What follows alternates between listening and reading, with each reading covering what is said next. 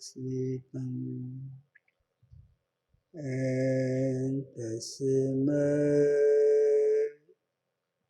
श्री गुरुवे नमः। नमो नमो सद्गुरु नमो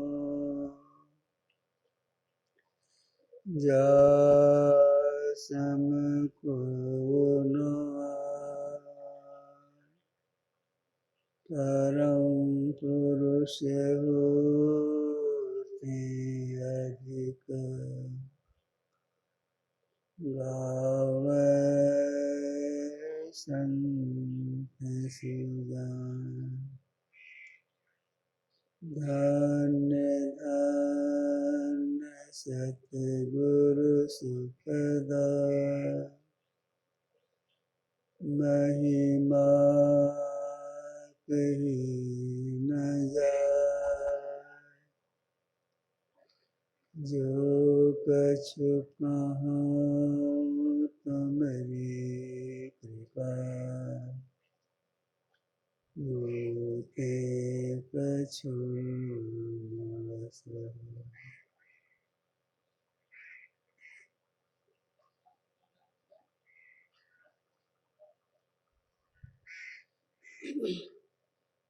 मंगलमय साधु समाजे धर्म प्रेमी सज्जनों माताओं एवं बहनों, आप लोगों को मालूम ही है कि अभी का सत्संग किस निमित्त से हो रहा है। हमारे साथ में उदय बाबा रहते हैं, इनके भाई साहब घर बनाए, इसी के उद्घाटन में यह सत्संग रखा गया है। इस अवसर पर आप लोगों ने, वैसे मत कीजिए, सत्संग योग प्रथम भाग से एक वेद मंत्र को सुना। ओम ज्ञान प्रथमं मनस्तत्वाय सविता धियम् अग्निर्ज्योतिर्नित्याय पृथिव्या अद्याभरत। इस मंत्र में बताया जिन्होंने सारी सृष्टि की है,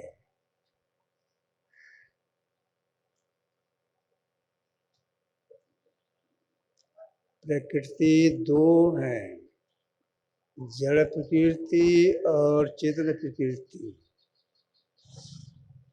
वेद का कहना है कि जिन्होंने सारी सृष्टि की है,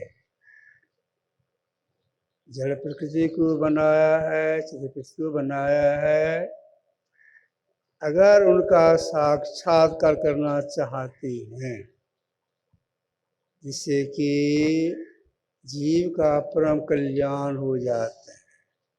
परम कल्याण से मतलब यह है कि आवागमन के चक्र से छूट जाता है। माँ की पेट में जीव को नहीं आना होता है। तो सबसे पहले उन्हें क्या करना होगा? वेद में आया कि सबसे पहले उन्हें बुद्धि योग करना होगा। अगर परमात्मा का साक्षात करना चाहते हैं तो वेद का कहना है सबसे पहले सत्संग करना होगा। क्यों सत्संग करना होगा? इसलिए सत्संग करने से सार का सही सही बोध हो जाता है, जानकारी मिल जाती है। अभी हम लोग संत स्तुति में भगवान बुद्ध की स्तुति भी की है। भगवान बुद्ध ने संसार के लोगों से कहा, असारी सार मतिनो सारी चासार दस्सिनो ते सारंग नादि गच्छन मिच्छा संकल्प गोचरा। पाली में है, इसका हिंदी अर्थ है सार को आसार, आसार को सार समझने वाली मिथ्या संकल्प पड़ी सार को प्राप्त नहीं करते। इसके आगे भगवान बुद्ध ने कहा, सारय्य च सारतो यत्व अश्रसारतो ते सारंग अधिगच्छन्ति सम्मा संकल्प गोचरा। पाली में इसका हिंदी अर्थ है सार को सार, आसार को सार समझने वाली सम्यक संकल्प युक्त सार को प्राप्त करती है। तो सार सार का ज्ञान कहाँ होता है? कर्तव्य और कर्तव्य का सही सही जानकारी कहाँ मिलता है? इसी सत्संग, जिस सत्संग हम लोग बैठे हैं, इसी सत्संग में सार सार सही सही बोध होता है। अगर यह सत्संग नहीं करेंगे तो जो काम नहीं करना चाहिए वह काम कर बैठेंगे, परिणाम हो जाएगा घोर नरक। तो महासत्संग नहीं करेंगे, जानकारी के अभाव में कौन कौन सी गलती हो जाती है, इसका परिणाम हो जाता है घोर नरक। हम लोग वैदिक हैं, वेद को पढ़ते सुनते हैं, समझने का प्रयास भी करते हैं। वेद 4 है, एक वेद का नाम है ऋग्वेद, उसमें आया है। जानकारी के अभाव में, ज्ञान के अभाव में कौन कौन सी गलती कर बैठती हैं, इसका परिणाम क्या होता है?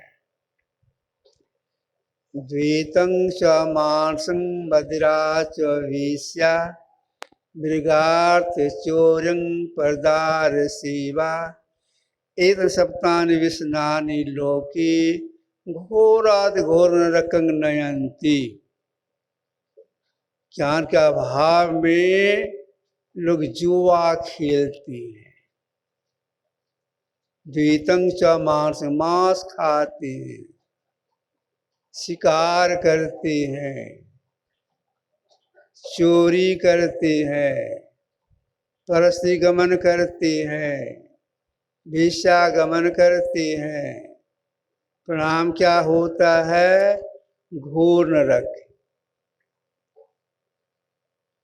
घोर नरक की प्राप्ति नहीं हो, हम जीव दुख में नहीं जाएं, इसी के लिए वेद का कहना है, हे मनुष्य क्या सार है, क्या सार, इसका सही से जानकारी के लिए महासत्संग जरूर कीजिए, चूकिए नहीं। जो महापुरुषों का संग करते हैं उसका उत्थान हो, कोई भी हो उसका उत्थान होता है, विकास होता है। नीति सार में एक श्लोक है,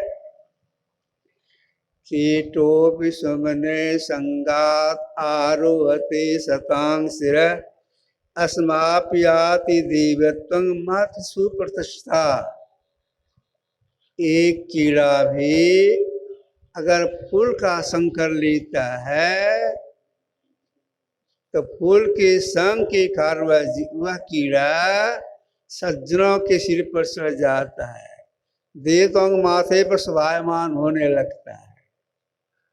लोग फूल लेते हैं, जाते हैं देव मंदिर, भगवान की मूर्ति है, चरण पर फूल रखते हैं, उसको माथे पर रख देते हैं, प्रणाम करते हैं, अब फूल में कीड़ा चींटी है, भगवान की मूर्ति पर फूल चढ़ा दिया, चींटी निकल उसको घूमने लगती है, भगवान के माथे पर चढ़ गया चींटी,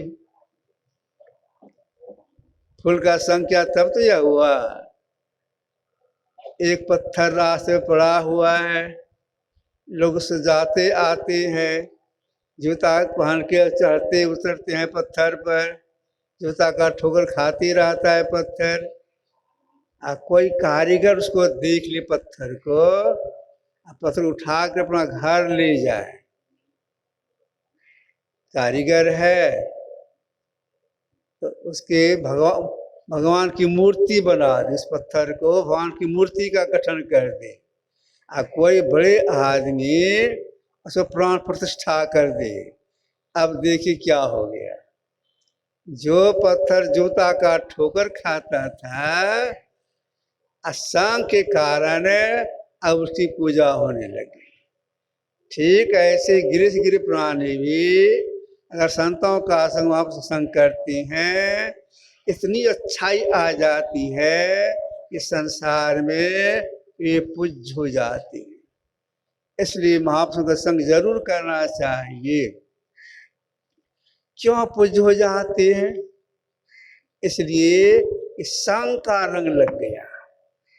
अच्छे के संग करेंगे अच्छाई आएगी, अब बुरे के संग करेंगे बुराई आ जाएगी। सदैव अच्छे का संग करना चाहिए। जितने बड़े बड़े महापुरुषों के सबका कहना है, अगर अपना अच्छाई लाना चाहते हैं तो महापुरुषों का संग कीजिए। महानुभाव संसर्ग कष्णोन्नति कारक मुक्ता फल शिरम। महापुरुषों संगति किसकी उन्नति नहीं करता? एक जल की बूंद भी अगर कमल पति का संग कर लेता है वह मोती से चमकने लगता है। ठीक ऐसे ही गिरे से गिरे प्राणी अगर महापुरुष संग करती हैं, अच्छाई आ जाती है, संसार की लोग कदर करने लगते हैं। हितोपदेश में एक मंत्र आया है, बस रकम कर दीजिए। कांच कांचान संसर्गा धत्ते मार्कतिंग धुतिम सत्संग मूर्खो यादि प्रवीणताम। कांच है कांचन संसर्गा धत्ते मार्कतिंग धुतिम। एक कांच भी अगर सोने का संग कर लेता है और मरकत मनी के समान शोभने लगता है, उसका लोग कदर करने लगते हैं, बहुत कीमती चीज है, लेकिन है वह कांच। ठीक ऐसे ही जो महापुरुष का संग करते इतनी अच्छाई आ जाती है, संसार में पूज्य हो जाते हैं। कोई भी हो संसार में पूज्य हो जाते हैं। अपने देश में कोट के महापुरुष हो गए संत कबीर साहब, ये रामानंद स्वामी के शिष्य थे। इन्होंने संसार के लोगों से कहा कि पूज्य होत नर जगत में अस सत्संग प्रभाव, यह सत्संग प्रभाव पूजय नारी मीरा बाई। सब सदन पूजय पूजय सदन कसाई, नाभा भंगी पूजय पूजय रैदास समारा। वाल्मीकि भय करो मन विचारा, बिनु सत्संगति सत असत का हुई ज्ञाना। बिनु परीक्षा खाड़ खंड समझाना, कबीर चाहे ज्ञान को सत्संगति में आव। पूज्य हो तो जगत में अत सत्संग प्राप्त। कोई भी हो, स्त्री या पुरुष हो, पढ़े हो अनपढ़े हो, जो माप संग करेंगे संसार में पूज्य हो जाएंगे। क्यों पूज्य हो जाएंगे? इसलिए सार संस्था से बोध हो जाता है, इधर से उन्हें विरक्ति आ जाती है। विरक्ति यह अकेले आए हैं, अकेले चले जाएंगे, कुछ भी साथ में नहीं लाए थे, कुछ भी साथ में नहीं ले जाएंगे, कब चले जाएंगे नहीं जानते हैं। इसका भीतर में आसक्ति जो भीतर से आसक्ति रहित हो जाती हैं, उनसे गलती काम होती नहीं है। समाज में उनका कदर होने लगता है। आसक्ति जीव का अछित बंधन बताया गया है। आसक्ति कारण जीव को निश्चित योनि जाना पड़ता है। आसक्ति कारण ही जड़ भरत को मृग योनि में जाना पड़ा था। यही बात भगवान कपिल ने अपनी माँ देवहूति से कहा था। भगवान कपिल की माँ का नाम था देवहूति। अब देखिए, बेटा माँ को उपदेश करते हैं। तो 14 अवतार में एक अवतार थे भगवान कपिल। क्या कहा था इन्होंने अपनी माँ से?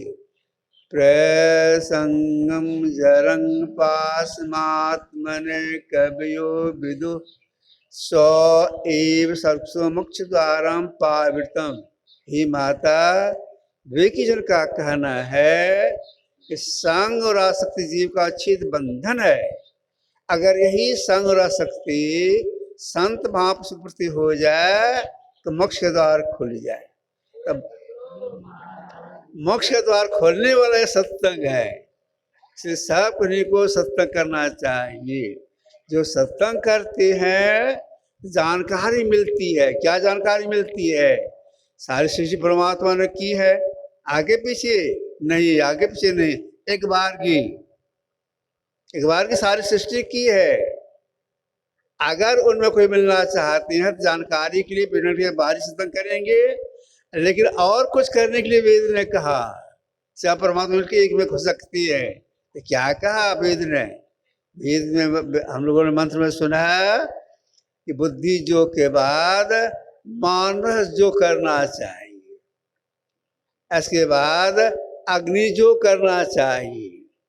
जो बुद्धि जो अगर सत्संग करेंगे तो जानकारी मिलेगी मानस जो किसे कहते हैं, मानस जो कैसे किया जाता है, अग्नि जो किसे कहते हैं, अग्नि जो कैसे किया जाता है, आदि बात जानकारी हो जाएगी। तो मानस जो किसे कहते हैं? मानस जप को मानस जो कहते हैं। मानस जप मनसान को मानस जो कहते हैं। जप 3 तरह का बताया गया है, मौखिक, उपांशु और मानस। तो मानस जप जो मन ही मंत्रावृत्ति होती है। अब मानस ध्यान ये असल उपासना है। इसको वेद का कहना ये है मानस जोग, यह असल उपासना है। अगर इसको कोई ठीक कर लेंगे, मतलब मानस जप मानस ध्यान ठीक कर लेंगे, तब शक्ति आ जाएगी अग्नि जोग करने की। ठीक से मतलब क्या हो गया? लोग मंत्र तो सीख लेते हैं, आंख बंद करते हैं, मुंह को बंद करते हैं और थोड़ा सा जप कर लेते हैं, बस उठ जाते हैं। सही कला वे नहीं जानते हैं। मानस जो कैसे करेंगे सही कला अगर नहीं जानेंगे तो हृदय शुद्धि नहीं होगी। जो लाभ होने से उससे वंचित रह जाएंगे। तो मानस जप कैसे करना चाहिए कि किस जप ने क्या कला है, किस कला से जपेंगे, हृदय शुद्धि हो जाएगी, अनुभूति भी हो जाएगी। मानस जप में अनुभूति होती है। एक कुछ कोट के महापुरुष हो गए तुलसी साहब। इन्होंने कहा है कि मानस जप कैसे करना चाहिए। इन्होंने कहा धरी गगन डोरी अपूर परख पकड़ पट पीपू करे। आप इसको पढ़ेंगे सत्संग योग 2 भाग में तुलसी साहब की वाणी में। पहली पंक्ति है सत सुरत समझ सिहार साधो निरखित नैन रहो। ऐसी कड़ी में नीचे में है, ठीक बीच में है कि धारी गगन डोरी अपूर परख पकड़ पट पीपू करे। एक लाइन में सारी बात उन्होंने कह दी है। धारी गगन डोरी अपूर मतलब है सार शब्द की परख। जो जीवात्मा सार शब्द की परख कर लेती हैं उसकी आत्मदृष्टि खुल जाती है। उस आत्मदृष्टि से वह जीवात्मा अपना पहचान कर लेता है। जिन्होंने सारी सृष्टि की है उनका साक्षात्कार हो जाता है, उन्हें मिलना भी हो जाता है। यह तो अंतिम बात हुई। लेकिन पहली कड़ी क्या है इसमें? कोई अपने घर में कोई आप घर बनाते रहने के लिए एक महला घर बनाते हैं, सीढ़ी बनाते हैं, ईटा बालू का से सीढ़ी बनाते हैं, बांस का सीढ़ी बना लेते हैं। छत पर चढ़ना है तो बांस का सीढ़ी बनाए हैं, उसमें ढट्ठा देते हैं, 1 पद 2 पद 3 पद देकर तब ऊपर सीढ़ी पर छत पर जाते हैं। उसी तरह से शास्त्र परख करनी है, आत्म प्राप्त करनी है, ब्रह्म साक्षात्कार करना है, तो पहली सीढ़ी क्या है? पकरिपट पी पीयू करे, यही पहली सीढ़ी है। यही जब कर सही कला है। पकरिपट से मतलब क्या हो गया? हम लोग शरीर नहीं, इसमें रहने वाला जीव है, और हम जीव के ऊपर 3 पर्दा पड़ गया है, अंधकार का, प्रकाश का और शब्द का। और जैसी आंख बंद करती हैं पहला पर्दा सामने आ जाता है अंधकार का। तो सब क्या कहना है? पकरिपट, पहला पट जो आ गया अंधकार का, इसको पकड़ मतलब देखिए। कैसे देखिए? स्वाभाविक ढंग से अंधकार को देखिए। या ख्यात अंधकार में बैठे हैं, सामने अंधकार है, अंधकार में बनाए नहीं है, स्वीकृत है, स्वाभाविक अंधकार सामने आ जाता है, कोई भी हो। तो पकरिपट अंधकार को देखिए, इसके बाद पी पी करे से मतलब जप कीजिए। अंधकार में हम बैठे हैं, अंधकार सामने में है, अंधकार में ख्याल लगा करके स्वाभाविक अंधकार में ख्याल लगाते हुए जप कीजिए। यही जप करने की सही कला है। इस कला से जप करते हैं, ठीक जप करते हैं, दिल से बैठ के जप करते हैं, तो जपते जपते अनुभूति होती है। लेकिन बैठते हैं जप करने के लिए मन भाग जाता है, सबका मन भागता है। ऐसा नहीं समझेंगे जो प्रदर्शन करते हैं उसका मन नहीं भागता होगा, गिरवार पर बोलने उसका मन नहीं भागता होगा, सब बात नहीं है। सब काऊ को होता है तन मन पसरी जाए, सबका मन भागता है। तब क्या करना चाहिए? जहां जहां मन भागी जाए तह तह से तत्क्षण फिर लगाइए ध्येय में आपन, ऐसे प्रतिहार धारण धर के, अरे हारे में आरो आगे बढ़िए चढ़िए धर धारा धर के, की वाणी है महर्षि में पदावली। जहाँ जहाँ मन भागे, जहाँ जहाँ मन भागे, जो संकल्प करने लग जाए तत्संतुलित लौटाइए, और जो मंत्र सीखे हैं उस मंत्र को जपिए। बहुत लोग मंत्र ही भूल जाते हैं, गलती मंत्र जपते हैं, कहाँ से होगा? अगर मंत्र जप करने में संदेह है, यह मंत्र ठीक है कि यह मंत्र है, यह मंत्र है कि यह मंत्र है, तो जो मंत्र सिखाए हैं आपको, जिनसे आप सीखे हैं, उनके पास जाइए, उनसे पूछिए। आप कहेंगे उनका शरीर नहीं है, तब तो जो बताने वाले उनके पास जाइए, संकोच छोड़ के पूछिए, हम जो जपते हैं ठीक है या गलत है, वो बता देंगे। यह मंत्र ठीक है, इसको जपिए। देखिए गुरु जो मंत्र बताती हैं, मंत्र तो छोटा है, मंत्र परम लोग बहुत छोटा है, लेकिन उसका कीमत बहुत है, इसको लगा नहीं सकता है। अगर छोटे मंत्र को जप करके सिद्ध कर लेती हैं, उस मंत्र का कोई भी कीमत नहीं लगा सकती है। एक शब्द शिष्य को जो गुरुदेव बताए, धैर्य द्रव नहीं, जो जो देकर ऋण उतरा, इतना कीमत का मंत्र है। एक बात तो सुना तो आप लोगों को,